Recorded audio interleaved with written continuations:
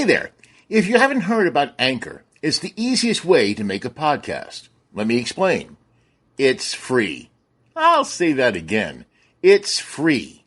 There are creation tools that allow you to record and edit your podcast right from your phone or computer. Anchor will distribute your podcast for you, so it can be heard on Spotify, Apple Podcasts, and many more. You can make money from your podcast. Oh, yep, with no minimum listenership. It's everything you need to make a podcast in one place. Download the free Anchor app or go to Anchor FM to get started. Now it's time for the Big Bad Broadcast.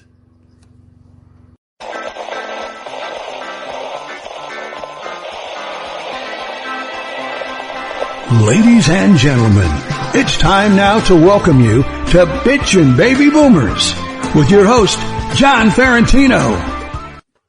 Hey, everybody, and welcome to Bitchin Baby Boomers. You guys have been all over putting down some great posts. My favorite post of the week was, now that we're baby boomers, we're in the wonder years. I wonder where my keys are. I wonder what my phone number was, and I wonder why I came into this room. Yes. So we're going to start off today with the Majira. And if you notice behind her, it says Doobie, which we got in a lot of trouble for that last week. So let's see who is out there. There's Kathleen Latigue, Carl Hyman, Stuart Brenner over there. Hi, Stuart. Pat Ritchie, AJ Jones, Philip George, and Arlen. Arlen, our greatest contributor. She posts more things than us, and she's great. She has another thing. I also got an email after last week. I did the thing about being obsessed with social media, and my son said, how come baby boomers always leave voicemails? We don't use voicemails. We text.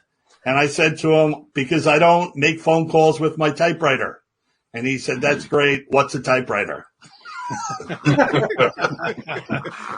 So we're going to take it away right now with Jackie, the joke man, Martling. So a couple goes to the marriage counselor, and the wife says, I'm just not happy in my marriage. So the marriage counselor stands her up and undresses her and lies her on the floor, and he bangs her. And he turns to the husband and says, she needs that 3 times a week. Can you make it happen? He says, well, I can bring her Monday and Wednesday, but Friday I play golf.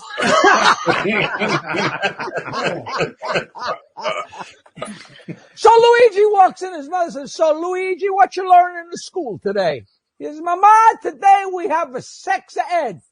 Sex ed? You a bad boy, Luigi. A bad mouth on you. You get up into your room. You go up there and wait till your papa come home. Well, then his father walks in and says, yeah, where's the Luigi? Luigi in his room. He's a bad boy. He's a walking. He says he's in the school and they're doing the sex ed. He said, what are you, stupid? That's what they teach you nowadays. The sex ed is what they teach in the school. You go upstairs and you apologize to Luigi. So his mother goes upstairs and she opens Luigi's door. And Luigi's masturbating. She says, Luigi, when you're done with your homework, I want to talk to you.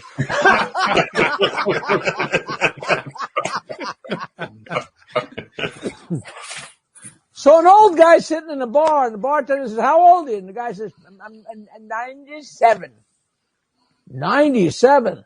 What's your secret? I had sex with my high school football coach for the whole time I was in high school. No, I mean, what's the secret to your longevity? It's all right. I eat fruits and vegetables.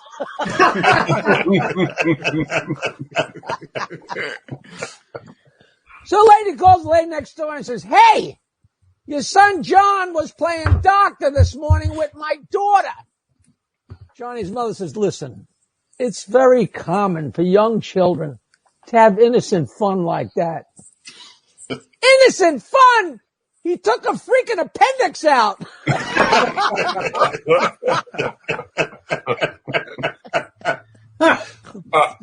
So a guy is a car nut. The guy's a car nut. And he wakes up one morning, he's got a huge shiner, huge black eyes. Says to his wife, what the hell happened? She says, well, last night in your sleep, you started rubbing my arm. He said, oh, what a smooth finish. That was all right. And then you started rubbing my boobies. You said, a couple of perfect headlights. That was all right, too. But when you put your hand between my legs and said, who the hell left the garage door open, that's when I let you out.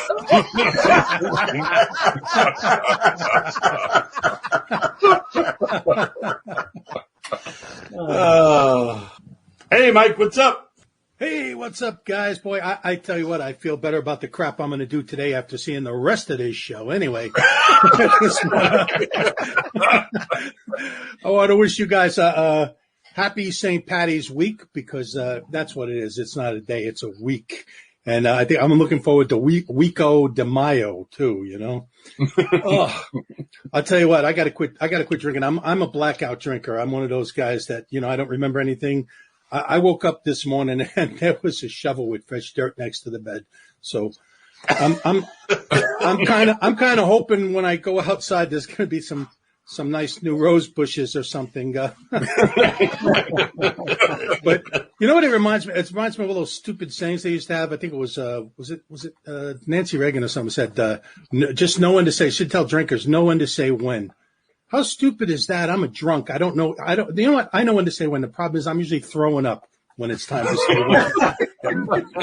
when. Pickle.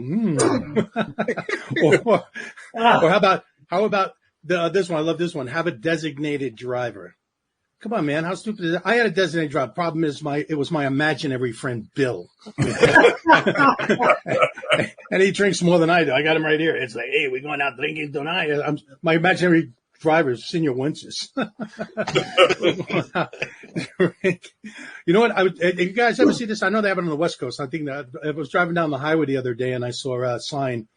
It said, drunk driver, call 911. So I was like, hey, man, what do you guys want? You know how dangerous it is for me to be talking on the phone while I'm driving drunk. Oh, man. So anyway, you know, we're checking out, John was telling me check out, I was talking about Instagram, which doesn't that sound like that'd be a great, that in the 80s, that would have been a great service, man. You know, hey, I'm calling up Instagram. Hey, can you get me a gram?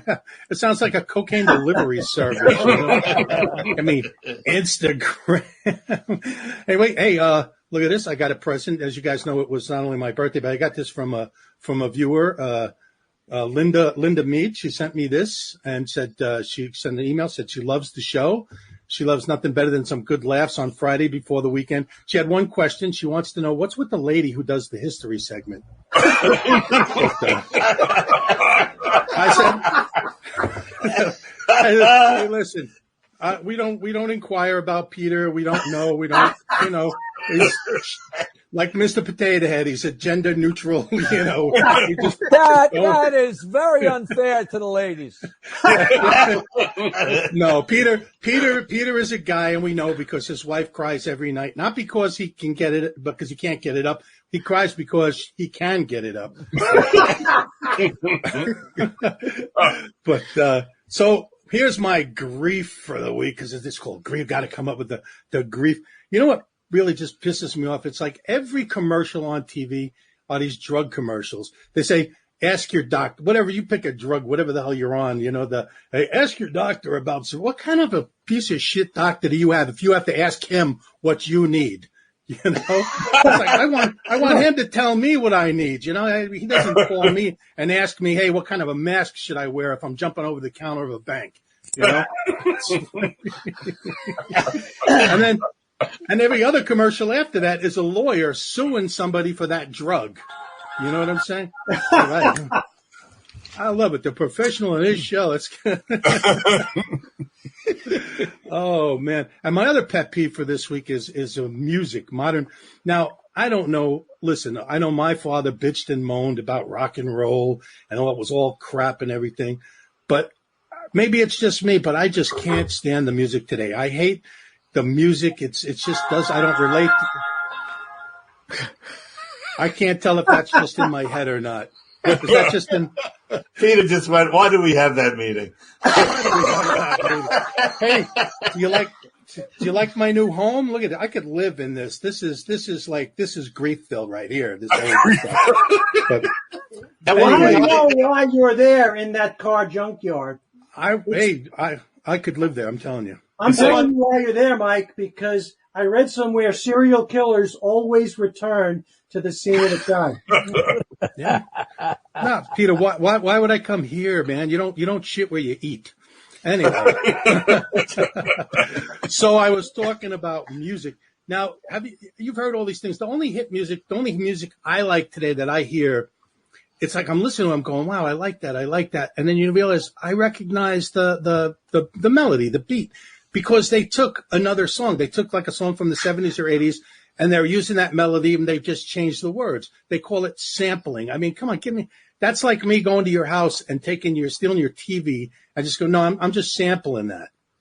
I mean, it just doesn't, it's full. It just doesn't work. It's like, I don't know. Listen, maybe we're baby boomers. We're supposed to bitch about the next generation, but I don't find the music good. I don't find it interesting. That's just me, but that's my bitch for the week. So thanks a lot. All right. All right. Mike, as much as I hate to agree with you, I have not bought an album since Chicago 2. No, it's terrible. I can't relate to any of the music today. I mean, well, like I said, and now, if you notice too, look at every movie like Guardians of the Galaxy, right? The movie's mediocre, but the soundtrack's incredible. It's all the music from the 70s and 80s. It's like if you were making good music today, you wouldn't have to steal our music. They're stealing our identity. Yeah. There's not been a song in the last 20 years to rival the melodic complexity of the Batman theme song. It's just nasty you. It's got a good beat, and I can kill to it. Yeah, that's right. You laugh, but when I'm drunk, I walk around the streets, and when I was living in New York, I used to walk around and go, "I'm Batman." Because when I was drunk, I always thought I wanted to be a good guy. I was fighting crime. Meanwhile, I was probably, stealing somebody's wallet, but I thought I was a good guy. Actually, you were just sampling the wallet. I was just sampling it. That's right. It's just funny how they get away with that sampling. It's like you'll hear a song from the 70s or 80s, and you go, wow, this is a great song. And then all of a sudden they ruin it with some rap. But they don't get away with that. Leslie West told me that one of the first really, really huge rap songs sampled Mississippi Queen. And he said the checks that he got for the sampling of Mississippi Queen in that rap record far surpassed the royalty checks he got from the actual song when he did it. That has to be the only reason. They pay for it. So they pay through the nose for it. Right. Well, when I work the shows, everyone's for sale now. It's like, I don't care if you ruin my reputation, ruin my, this thing that people love from the past. As long as you pay me, it's okay. That's like when Crosby, Stills and Nash sold our house to Sears for their appliances. And we'd be on the road and they'd be doing their set list. And I'd cross out our house and write Sears song. And they get all pissed off. and that's why John doesn't open for them anymore. I got blamed for everything. No matter what happened. That is a heartbreak, man. All the great songs. It's like, you can't listen to them again, Yeah. See, that's the thing. Here's another thing too. It's like, okay, I admit, I'm sure you guys suffer this. I have a terrible memory. My memory. So I looked into this. You ever this, Prevagen? Right. It's whatever. It's like a derivative from jellyfish, and jellyfish known for their great memories. Yeah, exactly. Jellyfish, no. But it's like $65 a bottle. The first thing I remembered is I'm a cheap bastard. I'm not spending $65 for a freaking bottle of help me remember something. So I bought the discount version. It's like I talk to my friends, and my friends are mostly Italian, and they're like, Mike, why do you want to remember anyway? It's better to forget. Joey's forget about it. That's great, Mike. That's it, man. I'm throwing it back to you, Johnny boy.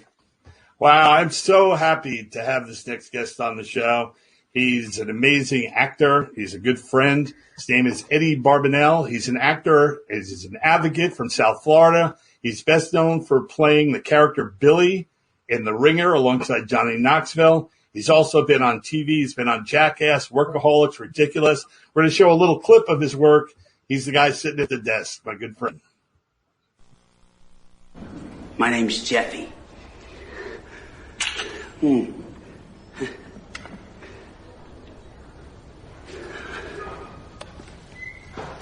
So, you working on the computer there? No, I'm walking my dog.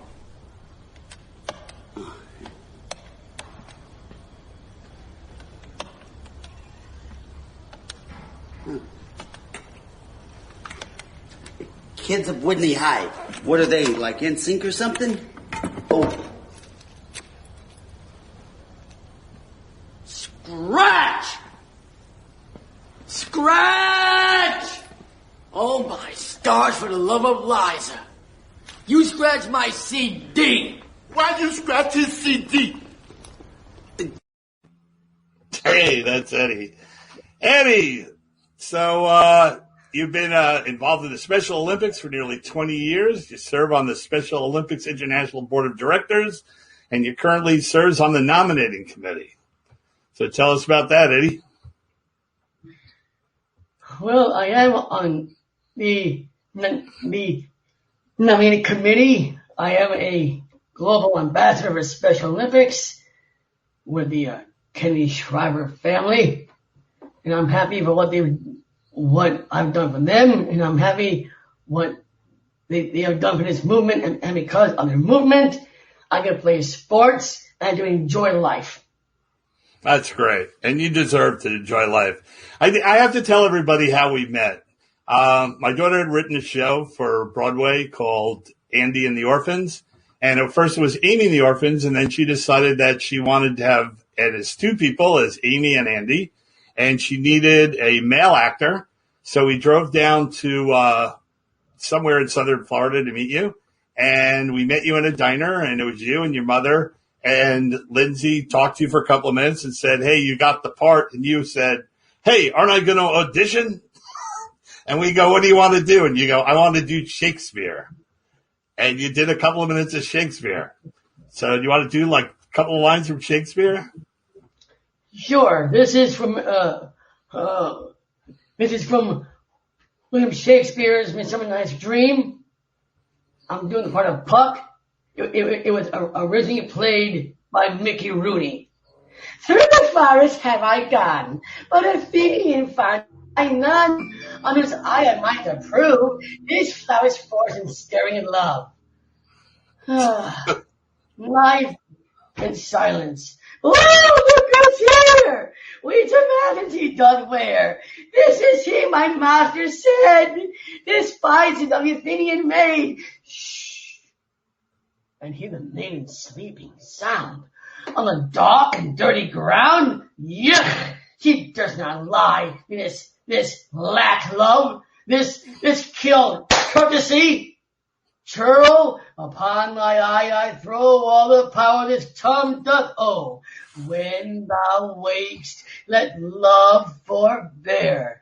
Sleep his seat on thy eyelid. So awake, I am gone, but I must now to open on.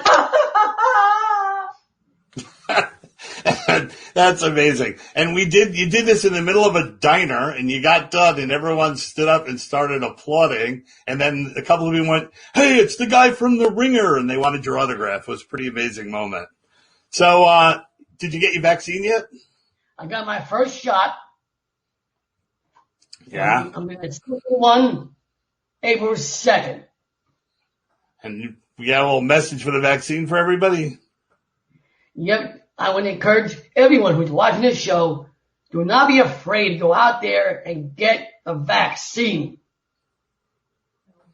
There you go. Right. Don't be afraid. I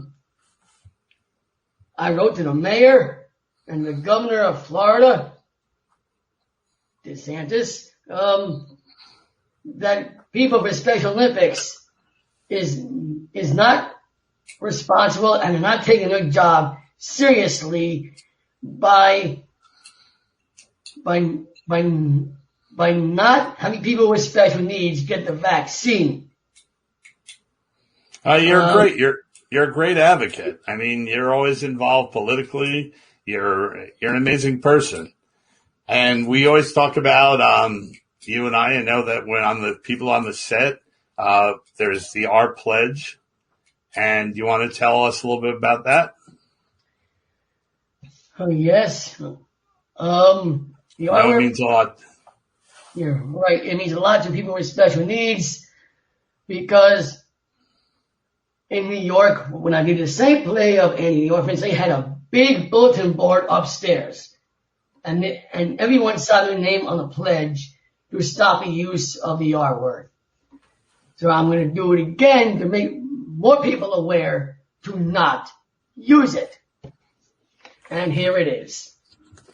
I pledge and support the elimination of the derogatory use of the R word from everyday speech that promote the acceptance and inclusion of people with intellectual disabilities. It's great. It's amazing. It's really amazing. I'm so proud of you. And so you've been playing a lot of tennis lately, right? You won a championship or something. Yeah, for a state championship, but now we are on a lockdown because of COVID. So for the time being, we are playing tennis with these high school volunteers. Very good. You still winning? Yes, I am, but right now I am thinking of my first priority. Crush this virus. You're a very political activist, and I always respect that about you. I mean, politically, you know about sports, you know politically about everything. I really want to talk about when you starred in Andy and the Orphans, and for the people on the background, and it's a story about a brother and a sister who haven't seen each other in a while, and they meet, and they have to go out to meet their brother, to tell him that one of their parents has passed away. And it sounds really sad, but there's a lot of funny scenes in it. And the final scene of the play, Andy and the Orphans, Andy's character loves movies, and he's been taken to movies every time his parents come to visit him, because he was actually in Willowbrook. And the people that don't know Willowbrook, it wasn't really a nice place. His parents were in Willowbrook because his parents put him in Willowbrook because that's what the doctors told him they did with people with intellectual disabilities. So they've taken him to the movies, and the brother and sister are kind of arguing about why did they just take him to the movies? Why do they know more about him? The brother's saying kids love going to the movies, and the sister says, well, we're not really sure how much he ever, took in from the movies. So after the play, the stage is cleared, a red curtain comes down, and Eddie walks out on stage alone and delivers this monologue. And before I start this monologue, I would like to say the highlight of my acting career is meeting Lindsay, Ferrentino, and John. And Thank you, Adam. To write the play of Andy and the Orphans, and I am so honored to play the role of Andy. Thank you, Lindsay. Here's the monologue. I've always depended on the kindness of strangers, but no more. I'm mad as hell, and I'm not going to take it anymore. I am serious. Don't call me Shirley. I'm Bond. James Bond. I'm Thelma and Louise. You talking to me? We're not in Kansas anymore. You talking to me? You're gonna need a bigger boat. You talking to me? Frankly, my dear, I don't give a damn. I'm ready for my Klauser, Mrs. DeMille. You ain't heard nothing yet. Who the fuck do you think you're talking to? You can't handle the truth. Nobody puts baby in a corner. I'll have what she's having because I'm king of the world. I'm walking here. I'm walking here. I'm a human being, God damn it. My life has value. You don't understand. I could have been a contender. I could have been somebody. I could have been somebody. I could have been somebody. I could have been somebody. Go ahead. Make my day. And with that, the entire audience stands up. People are wiping tears from their eyes, and it's the most amazing ovation you've ever seen in your life. That was great, Eddie. That was terrific. That was terrific. Eddie, thanks so much. And Thank you, John, for having. Thanks, Eddie. On with a bunch of old baby boomers. We loved it. Thank you, man. There you go. Thanks. Thanks. I'm glad I didn't do my Shakespeare. It would have been too much Shakespeare today. Good to meet you, Eddie. Eddie, that was great. Thank you for spending some time with us. And now we're going to end the show with one of our things called Jackie's Joke to Go. Hey, Jackie, what do you got? So a kid from Australia comes to New York City and he's walking around and a girl grabs him by the arm and takes him up into a room and she takes off her dress and he throws a chair out the window. She takes off her bra and pulls off her panties and he throws the bed out the window. She says, "Kid, do you have any idea what we're going to do in here?" He says, "Oh, I think I do, ma'am. And if it's anything like it is with a kangaroo, we're going to be needing all the room we can get." I love it. That's amazing. Hey, and that joke will be posted on the website, and you'll get a little text on it so you can remember to tell your friends a joke. And God, it was a good show today. I mean, let's have a round of applause for all the guys: Joe Silkey, Peter Bales, Jackie Martling, Mike Mione, Mike Grief. I'm John Ferrentino. Special thanks to Eddie Barbanell. And I hope you guys had as much fun as we pretended to have. Hey, maybe post on the website to tell somebody to turn the ringer off on their phone. That wasn't me. All right. All righty.